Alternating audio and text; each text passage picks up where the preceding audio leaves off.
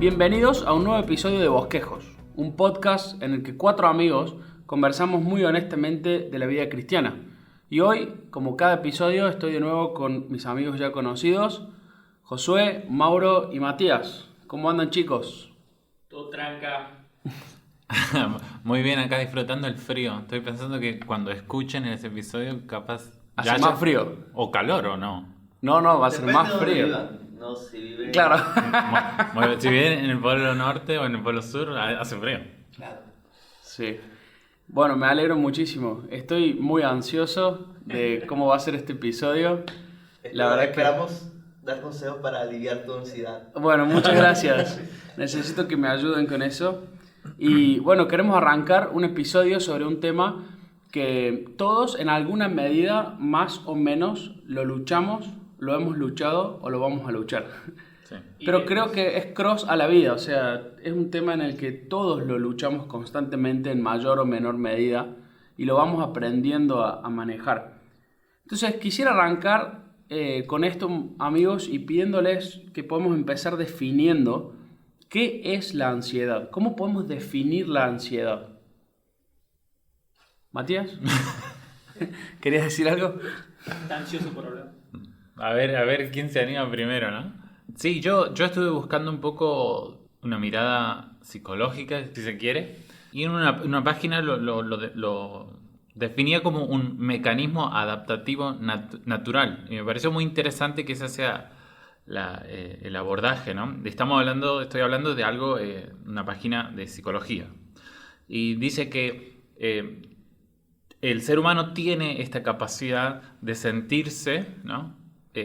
Todo el tiempo apremiado o apurado por las circunstancias, las necesidades que lo empujan a adaptarse a la situación. Me pareció interesante que ese sea su abordaje. Y yo creo, de alguna manera puedo compartir, yo creo que la ansiedad puede ser definida como la huella más interna, o una de las huellas más internas que tenemos en nuestro corazón, de nuestra naturaleza caída, que no nos permite confiar en Dios. Y la ansiedad es esa mezcla entre querer tener el control y saber que no podemos tenerlo. Sí, yo estaba pensando en que la ansiedad es un síntoma de idolatría. La idolatría es cuando ponemos a otra cosa o persona en el lugar donde Dios debe estar. Y la ansiedad ocurre cuando el ídolo que colocamos allí, en este caso nosotros mismos, no puede manejar todas las cosas y nos sentimos ansiosos y no tiene futuro asegurado. Esa preocupación constante de no poder controlarlo todo y de querer hacerlo todo tú mismo, eso es ponerte en el lugar de Dios. Eso es confiar en otras cosas aparte de Dios. Esa es la esencia de la idolatría y eso es lo que en última instancia termina drenando nuestra vida, porque los ídolos exigen todo de nosotros pero no nos dan nada a cambio.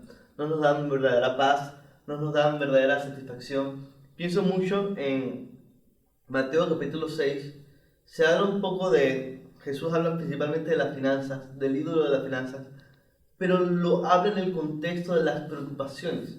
A veces queremos calmar nuestra ansiedad con buenas finanzas o de otra forma, y Jesús dice, nadie puede servir a dos señores. No puedes tener tu máximo gozo en las finanzas o en una situación cómoda o en tu propio control o cualquier otra cosa y al mismo tiempo servir a Dios con todo tu corazón. Algo debe reinar en tu corazón y la ansiedad es un síntoma de un ídolo que no está pudiendo llevar todo el peso de la realidad sobre él. Entonces yo lo definiría de esa manera. Mauro, ¿querías decir algo? Sí, estoy ansioso por decir algo. Recuerdo una frase que había escuchado alguna vez y un pastor definía como la depresión es el exceso de pasado y la ansiedad el exceso de futuro. Creo que esta definición es un tanto simplista y deja fuera algunas aristas, pero en general creo que tiene algo de razón.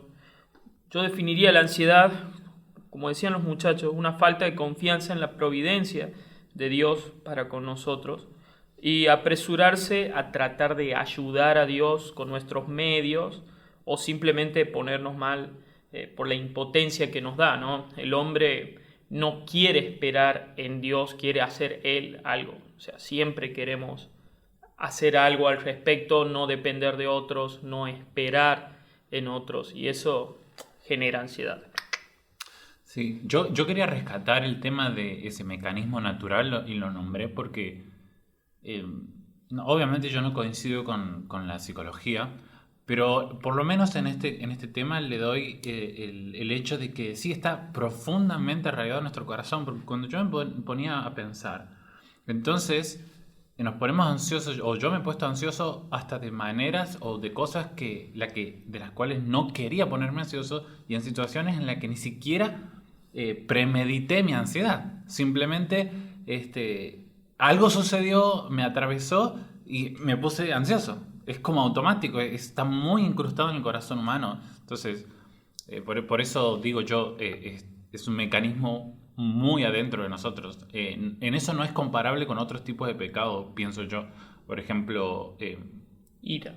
sí, algunas respuestas necesitan como cierta premeditación, me parece a mí. Y son pecados en los que caemos, ¿viste? De alguna manera buscamos y estamos ensañados con cometer estas cosas, pero hay momentos de ansiedad en que simplemente la sensación como que nos atrapa, ¿no? Se siente así, creo yo.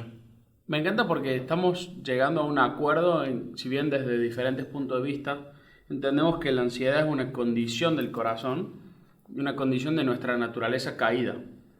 Y me encanta lo que mencionabas, Mati, de que algunas cosas llegan a tu mente o a alguna situación puntual y te genera ansiedad automáticamente. Y eso nos sirve para ir a la próxima pregunta. ¿Qué cosas, cómo podemos identificar aquellas cosas que nos generan ansiedad? Todo genera ansiedad. En mi vida personal, bueno, los que me conocen saben que si la ansiedad fuera una persona, ese sería yo. Soy la ansiedad en persona. Pero en mi caso personal, el exceso de muchas cosas me ha generado mucha ansiedad. El exceso de todo, ya sea trabajo, estudios, relaciones. En mi vida personal a veces me ha llevado a ciertos episodios extremos en donde lo he descargado, digamos, de forma física. He tenido algunos síntomas incluso gástricos o de otras formas. Sin detalle, por favor. No, pero en mi vida el exceso de muchas cosas es lo que genera. Y tratar de sobrecargar mi agenda y tratar de llevar todo adelante por mí mismo, creyéndome que puedo hacer absolutamente todo, me ha generado muchísima ansiedad. Sí, yo pienso que siguiendo un poco lo que nombraba Josué acerca de la enseñanza de Jesús en el sermón, en el sermón del monte, aunque yo estaba también leyendo en Lucas, donde también se repiten muchas de esas enseñanzas. Y yo creo que las cosas que lo generan, y en ese caso Jesús está hablando también de muchas cosas que son muy reales, necesidades reales y genuinas. No es simplemente que nos ponemos ansiosos por cosas irreales, por así decirlo, aunque sí existen esos casos también. Pero en este caso creo que Jesús lo hace con un corazón muy amoroso, porque habla de la ropa, la comida, la salud, la vida misma, son las cosas más esenciales. Y son cosas en las que incluso hasta hemos aceptado estar ansiosos sobre esos temas. Nos parece incluso correcto, y por esto digo, no hay que llenarse de culpa. Sí creo que la ansiedad es un pecado, o el síntoma de un pecado, como decía Josué, pero no creo que debamos abordarlo de una manera fuerte. Creo que debe ser abordado de una manera pastoral, como Jesús lo hizo en sus enseñanzas, porque Él sabe que tenemos necesidad. ¿Por qué? Porque en esa enseñanza Él dice: ustedes se preocupan por lo que van a vestirse y lo que van a comer, que son cosas muy esenciales. No se preocupen como la gente que no cree en Dios, porque ustedes saben o deben saber que su Padre conoce las necesidades que ustedes tienen. Y eso me parece a mí que es interesante. Creo que al final, obviamente, puede ser generada por muchas necesidades muy reales o a veces muy intrascendentes que nos dan ansiedad. Pero en el fondo creo que es generado porque no conocemos el amor paternal de nuestro Padre. O sea que podríamos como si mal no te entiendo, podríamos decir que la ansiedad está generada por nuestra incredulidad en las promesas de Dios. Sí. El hecho de no creer en aquellas promesas que Dios ha hecho, inclusive vos las estabas mencionando, como, confíen en que yo les voy a proveer la comida, la bebida, las cosas esenciales. Nuestro corazón tiene incredulidad, entonces no confía y confía más en nuestras propias fuerzas por lograr conseguir esas cosas. Pero a la vez también pienso de que si las desconozco a las promesas de Dios, no puedo descansar en ellas. Claro. Entonces, si bien la fuente termina siendo la incredulidad pienso que pueden ser por dos razones. Una, por la misma incredulidad en mi corazón, sabiendo las promesas del Señor, y otra es por desconocerlas. Sí. ¿Cosa ibas a decir algo? Sí, pensando un poco en eso, la mentira principal que Satanás quiere que creamos no es que Dios no existe, es que Dios no nos ama. Es lo que le sugiere implícitamente a Eva cuando presenta un Dios restrictivo. Mira, Él no quiere que tomes este árbol porque vas a ser después como Él. Esa idea de que Dios es restrictivo, de que Dios es amoroso, es lo que condujo a Eva a desobedecer, porque ¿quién quiere obedecer a un Dios así de restrictivo? Y al mismo tiempo es lo que nos puede mover a ese legalismo de que tengo que buscar hacer algo entonces para ganarme su amor y su afecto. Y esa mentira de que Dios no es tan amoroso, de que Dios no nos ama, de que Dios no quiere lo mejor para nosotros, corre en nuestras venas desde entonces. Y yo creo que el Evangelio presenta una imagen de Dios que debe llevarnos a vivir menos ansiosos. Porque en el Evangelio conocemos qué tan amplio y qué tan profundo, no, ni siquiera conocemos, empezamos a verlo, qué tan amplio y qué tan profundo es el amor de Dios. Porque viéndolo un poco de manera positiva, lo que ya han mencionado, si yo creyera en que Dios me ama de tal manera que dio a su Hijo por mí, si yo creyera que Dios en su esencia es amoroso, Él es un Dios a quien tú tienes que provocar ira, pero no puedes provocarlo amor porque Él es amor, yo puedo confiar en Él, yo no tengo que estar ansioso. Si yo supiera cuán inmenso es el amor de Dios y que ahora yo por gracia puedo ser su hijo, porque de eso se trata, no es simplemente de que Dios cuida de las cosas y por eso yo puedo confiar en Él, es que Él dice que soy su hijo. Eso es algo que planteó un poco Matías, pero que Jesús hace muy explícito en Mateo 6. A lo largo de todo Mateo 6 se va hablando de si son hijos de Dios, si sos hijos de Dios, si sos hijos de Dios, y es increíble. Él dice, versículo 31, por tanto no se preocupen diciendo qué comeremos o qué beberemos o con qué nos vestiremos, porque los gentiles buscan ansiosamente todas estas cosas que el Padre Celestial sabe que ustedes necesitan estas cosas. Entonces no solamente conocer el amor de Dios y el carácter de Dios, sino también la paternidad de Dios. Porque si tú tienes a Dios como Padre, ¿por qué te vas a preocupar? Me parece muy lindo cómo lo encaraste a la pregunta desde el lado positivo, y justamente nos lleva al próximo punto que teníamos para compartir, es cómo la combatimos. Y creo que en algo ya empezaste a mencionarlo, cómo combatirlo, pero quisiera que andemos un poco más en eso que venías hablando recién. ¿Cómo podemos combatir la ansiedad?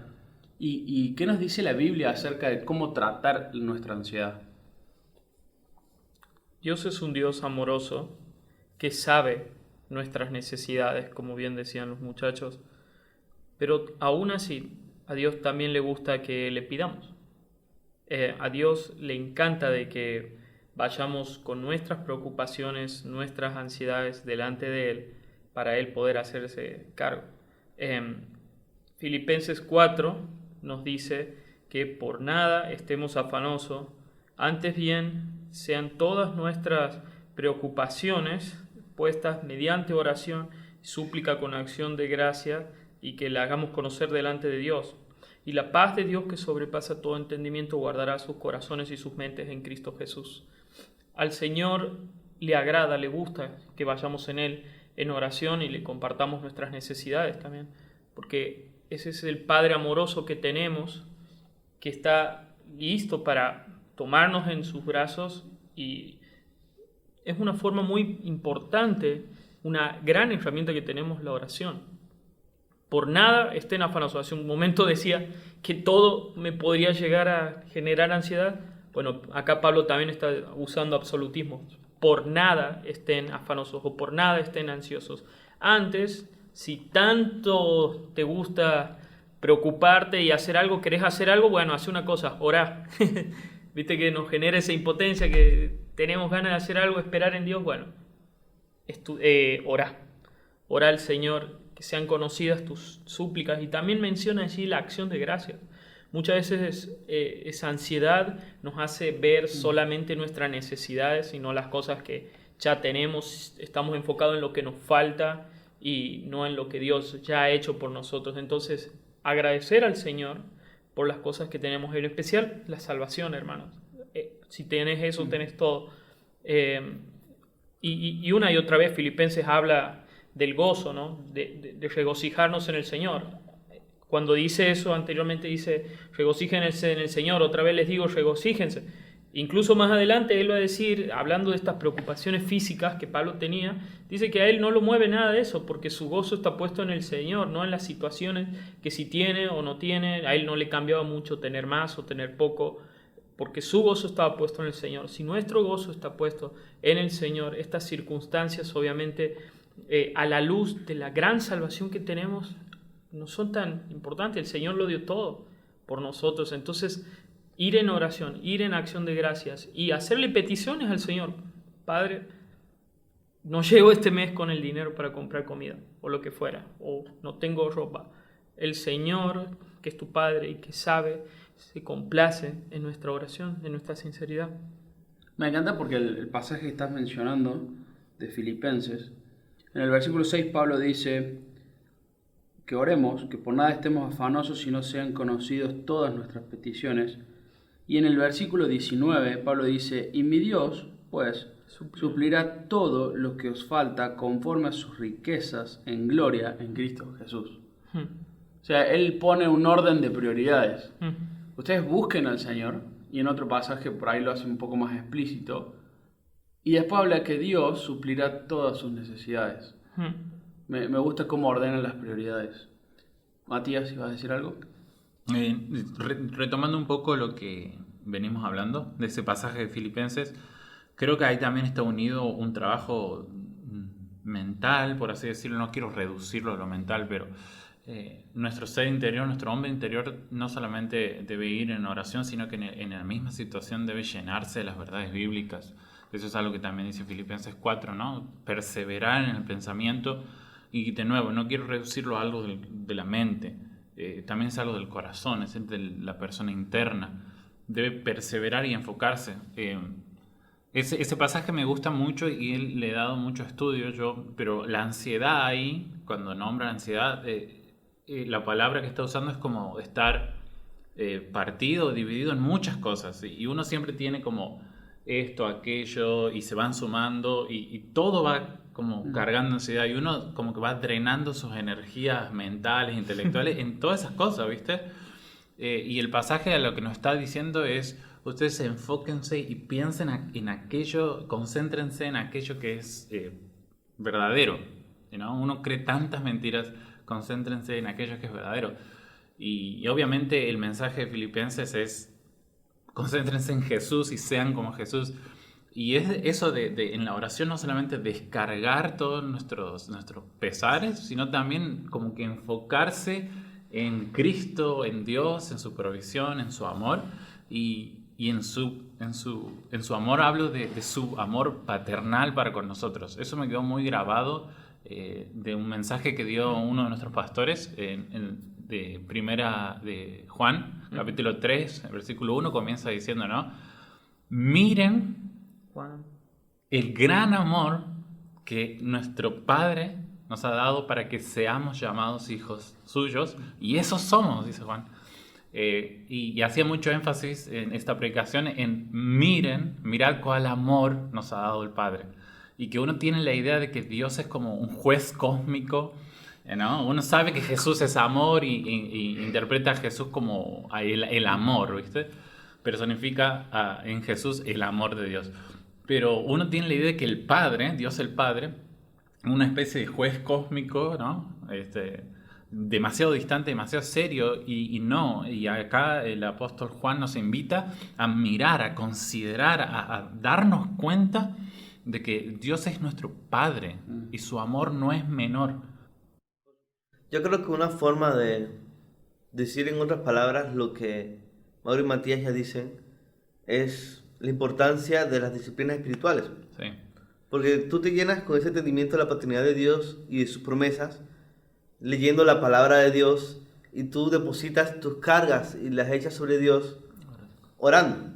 Y siguiendo esa línea, yo creo que algo muy importante que no debemos descuidar es la iglesia local. Porque en la iglesia local nosotros nos reunimos para recordar que Dios es suficiente para nosotros. Y nos reunimos para aconsejarnos, para recordarnos estas verdades, para recordarnos la palabra de Dios.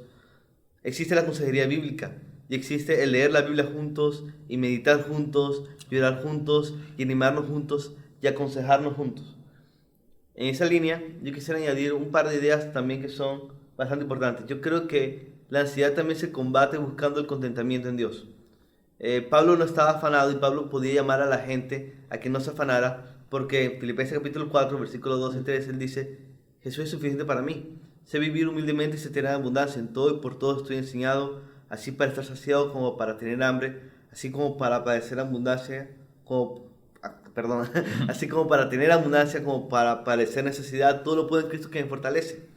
Yo creo que eso es muy crucial. Tú combates la ansiedad no buscando hacer las cosas en tus propias fuerzas, sino buscando cultivar por medio de las disciplinas espirituales ese contentamiento en la providencia de Dios, en quién es Dios, en lo que Él te ha dado y en que Él va a controlarlo todo. Nosotros vivimos en una sociedad cada día más secularizada, materialista, narcisista, en donde lo que tenemos nunca es suficiente. Vivimos comparándonos con otros, en las redes sociales somos expertos en hacer eso. Vivimos en una sociedad donde el entendimiento de la productividad y la buena vida se mide en cuántas cosas estás haciendo. Entonces, muchas veces estamos ansiosos por querer tener la vida que otros quieren que tengamos, por vivir comparándonos constantemente con los demás, por vivir insatisfechos con el teléfono que tenemos. No, quiero comprarme el más nuevo. Y vivir insatisfechos con el auto que tenemos. Hay una insatisfacción constante en nuestra vida. Y lo que es peor, que una vez que tú pretendes saciarla y tienes ese nuevo auto, ese nuevo carro, eso no, porque tu corazón solamente puede ser satisfecho por Dios. Sí. Decía el salmista en el Salmo 73: ¿a quién tengo los cielos sino solo a ti? Y fuera de ti nada deseo. Mi corazón y mi carne pueden desfallecer, pero tú eres mi porción para siempre. Es Cristo, es Dios lo que nos sacia, es Dios lo que nos satisface. Pienso mucho en nuestra cultura, por ejemplo, súper activista, en donde siempre estamos haciendo cosas, en donde siempre tenemos que ser vistos y constantemente estamos publicando cosas en internet para que otros vean lo que estamos haciendo. Pienso mucho en que una de las razones por las que realmente vivimos ansiosos es porque queremos vivir una vida para la cual Dios no nos llamó. Dios no nos llamó a vivir comparándonos, compitiendo contra otros, o vivir por encima de un estilo de vida que nuestro presupuesto y dinero pueda cubrir. Muchas personas trabajan de más y viven ansiosas porque no tienen tiempo de descanso, porque no tienen tiempo familiar, porque no tienen tiempo para leer la palabra de Dios, porque pasan todo el día trabajando para sostener un estilo de vida demasiado alto para lo que Dios les está dando realmente. Y nosotros podemos experimentar contentamiento. Hebreos habla sobre el contentamiento, Primera de Timoteo capítulo 6 habla sobre el contentamiento. Realmente la piedad es motivo de contentamiento. Si tenemos nuestras necesidades satisfechas y tenemos a Dios y sabemos que Él nos ama, podemos vivir con contentamiento, podemos vivir tranquilos. Realmente yo pienso mucho en un mensaje del pastor Sam en la iglesia. Él habló de Mateo 11, la gran invitación de Jesús: vengan a mí los que estén cargados y cansados y yo los haré descansar. Y él decía: eso de andar siempre cansado, eso de andar siempre agotado en nuestro día a día, en nuestra rutina, en nuestra semana, cargado de cosas por hacer, cosas de ese tipo, eso no es de Dios, eso no es bíblico. Tú necesitas descansar en Él. Y en ese sentido, yo creo que una disciplina, yo la pondría a nivel de disciplina espiritual incluso, es la enseñanza bíblica sobre el día de reposo. Yo aquí no quiero ser muy legalista o algo así, sé que hay varias posturas que tienen algunos argumentos bíblicos en la historia de la iglesia a favor del día de reposo o no, pero si algo muy claro es que Dios quiere que nosotros podamos tener tiempo de descanso. 1/3 de nuestra vida se va durmiendo. Y Dios lo diseñó de esa manera para que recordamos que aunque nosotros dormimos, Él no, y podemos confiar en Él. Y ese es el propósito, eso es lo que el salmista decía en el Salmo 121. Yo puedo dormirme, pero el Señor nunca se duerme. Él quiere que descansemos en Él. Y Él presenta a Israel esto del día de reposo, y lo dice varias veces en el Pentateuco, para que ustedes sepan quién soy yo. Muchas veces nosotros no sabemos quién es Dios o no ejercitamos nuestra confianza en Él al no tener momentos de descanso en el que podamos entrenarnos en ejercitar la fe, en decir, ok, tengo muchas cosas que hacer, pero Dios me llama a descansar, voy a quedarme quieto un solo día, a ver qué pasa. Y vamos a ver que Dios tiene todo bajo control, Dios siempre es fiel. Y unido a esto, también yo recomendaría disminuir el tiempo en redes sociales. Está comprobado que genera ansiedad. Es un tema sobre el que yo hablo mucho porque realmente me ha afectado mucho. No solamente redes sociales, sino también el bombardeo tecnológico, el bombardeo de ruido, de cosas que nos distraen. Lo decía Matías, nuestra mente es demasiado fragmentada. Y cuando tú tienes una mente fragmentada, tú no puedes tener una mente enfocada en la bondad de Dios. Sí. Y pienso mucho en lo que decía Robert McCheyne. Él decía, por cada vez que te miras a ti mismo, miras 10 veces a Cristo. Yo creo que algo así pudiéramos decir con todas las voces que hay en nuestra vida. Por cada vez que mires la noticia, mira 10 veces a Cristo. Por cada hora que pases en redes sociales, pasas 10 horas leyendo la Biblia. Por cada hora que pases viendo los desastres que hay en el mundo y las malas noticias, las cosas que te generan ansiedad, pasas 10 horas meditando en la gracia de Dios. Y obviamente esto es un decir, no estoy fijando tiempo preciso de cuánto tiempo debes leer y orar la Biblia, pero está esa idea de que nuestra prioridad y nuestro enfoque debe estar en el Señor, porque de lo contrario no vamos a experimentar este contentamiento que Pablo tenía y que lo llevaba a estar tranquilo en él. Siguiendo un poco con lo que decía Josu, ahora que lo pienso, algo que me generaba mucho ansiedad era, mientras yo estaba trabajando a veces con algunos pacientes, estaba la tele prendida, la televisión, y estaba puesto las noticias, y allí hay como una dedicación especial de hacerte tener ansiedad, claro. Con luces, y te ponen última noticia, último momento, urgente, en vivo, ¿viste? Y te ponen así como alertas, y eso es como que te hace pensar como que tengo que ver esto, ¿qué pasa? Subió el dólar, la economía, ¿viste? Entonces vos te sentís, no, ahora vamos a ser más pobres, qué sé yo, de este país, y que la inflación y eso, y te llenas de una bola de ansiedad que tranquilamente te podrías ir apagando la tele o tu celular o las redes o lo que fuera que genera esa ansiedad, e ir y fijarte en la palabra del Señor, o simplemente cambiando, escuchando música o algo que no sea lo que la sociedad te está imponiendo como sus prioridades. Esto es la prioridad, la inseguridad que hay afuera en las calles, esto es lo que hay en la ansiedad, la inseguridad que tenemos nosotros en la economía, lo que fuera. Son el mundo tratando de ponerte prioridades a vos, cuando el Señor dice, no vean el mundo, oren y mi paz va a estar con ustedes. Mis paz les dejo, dice Jesús, mis paz les doy. Yo no les doy como el mundo la da. Qué hermoso eso, ¿no? El Señor nos invita, como decía Josué, a que descansemos en Él. Él nos invita a que llevemos su yugo, que es fácil. Él nos invita a que a darnos su paz. Neil Postman, el periodista crítico cultural conocido de hace unas décadas atrás, él decía, ¿cuántas de las noticias que leemos en la mañana y que nos generan ansiedad realmente afectan nuestro día a día? En realidad son muy pocas. Yo creo que es algo para tener en perspectiva. Siempre va a haber cosas que van a parecer urgentes. Y parte de la sabiduría bíblica consiste en prestar atención a lo importante y no a lo urgente. Pero hay cosas que no podemos cambiar. Y hay cosas que, aunque parecen grandes y motivo de ansiedad, realmente no lo son. Podemos confiar en Dios. Pienso cuando empezamos definiendo en este episodio la ansiedad, definimos la ansiedad como una situación del corazón, una condición de nuestro corazón caído, y lo definimos como algo que alteraba nuestras prioridades, algo que hacía que empecemos a confiar en nosotros mismos, y era la incredulidad de creer en las promesas de Dios. Y si lo empezamos definiendo que la ansiedad es la incredulidad de confiar en las promesas de Dios, pienso que una de las cosas que vienen mencionando ustedes como un punto de resumen sería empezar a buscar las promesas de Dios en su palabra. Porque la incredulidad, como dijimos en un momento, es o porque no las conozco o porque las conozco y no las creo. Entonces, si no las conozco, necesito empezar a buscar en la palabra de Dios las promesas que Él tiene para cada situación de mi vida. Creo que hay cosas que nos pueden generar ansiedad, inclusive hasta con motivaciones buenas. Por ejemplo, la conversión de un familiar. Que un familiar nuestro conozca al Señor. Qué deseo más lindo que ese. Pero puede llegar a generarnos una ansiedad muy grande. a desordenar nuestras prioridades, como decía vos, Mauro, recién. Y la palabra tiene respuesta para eso. Por ejemplo, Isaías 55:11 dice: así será mi palabra que sale de mi boca, no volverá a mí vacía, sino que hará lo que yo quiero y será prosperada en aquello para lo que le envié. Entonces, si el Señor tiene esas promesas aún para esos deseos buenos del corazón, por ejemplo, pienso que alguien puede sentirse débil también. Pablo en 2 Corintios les dice a los corintios: y me ha dicho, bástate en mi gracia porque mi poder se perfecciona en la habilidad. Necesito conocerlas, a las promesas de Dios, y necesito experimentarlas para poder ordenar las prioridades de la misma forma que la Biblia quiere que las ordene. Y es lo que ustedes estaban diciendo recién. Me encanta, amigos, y quisiera que podamos cerrar este episodio con una última pregunta. Y esto más apuntando a sus corazones y a su vida práctica, cosas que ustedes hayan vivido.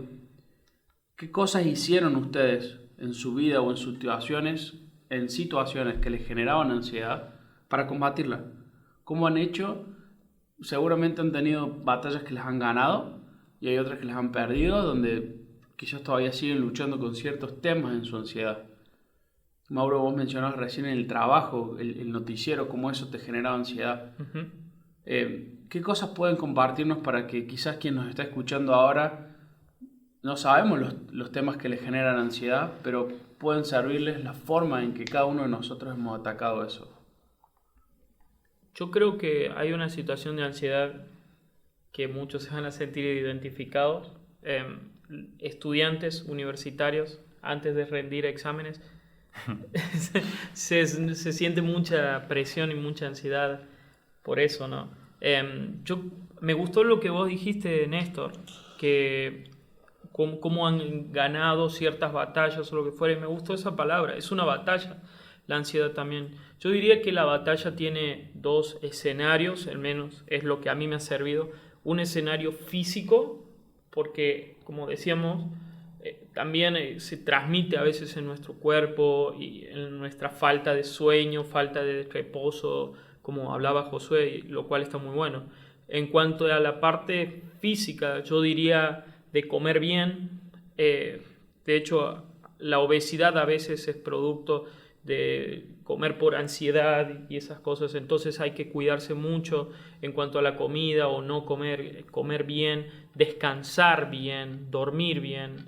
Y hacer ejercicio es una forma de descargar ansiedad también. Entonces son ciertos medios como físicos en los cuales podemos encontrar cierta ayuda para tratar la parte física. Luego hay un escenario donde hay una batalla espiritual, y en lo espiritual también rescato lo que decía Josu, la importancia del día de reposo, porque muchas veces, por ejemplo, yo lo planteo como cualquier cosa puede dar ansiedad, ¿no? Yo dije, por ejemplo, en mi caso era cuando más ansiedad extrema sentía era para a la hora de rendir un examen final de la facultad.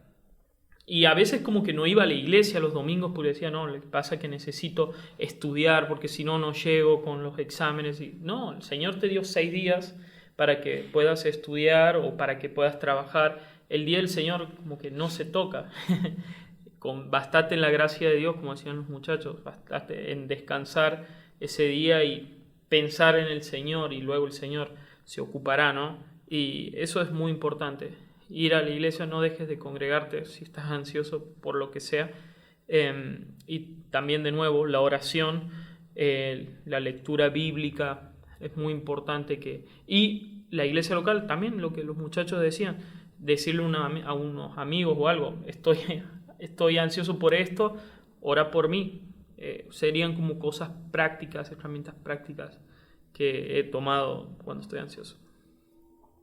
Algo práctico, aparte de lo que mencioné sobre tomar un día de descanso para descansar en Dios y ser intencionales en eso y apartarnos de las distracciones de internet, es que me ha servido a mí, es leer los salmos y buscar profundizar más en ellos.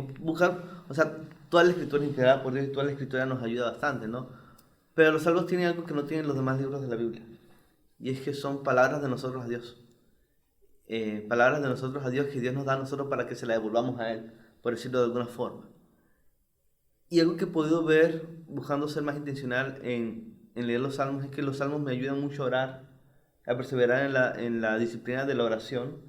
Donald Whitney tiene un libro muy bueno sobre eso, se llama Orando la Biblia. Él habla sobre el valor de orar los salmos y a mí me sirve un montón, porque yo también me distraigo cuando oro, y cuando oro los salmos puedo estar enfocado, puedo presentar a Dios mis peticiones con palabras frescas en vez de maneras repetitivas que no me ayudan a mí a concentrarme.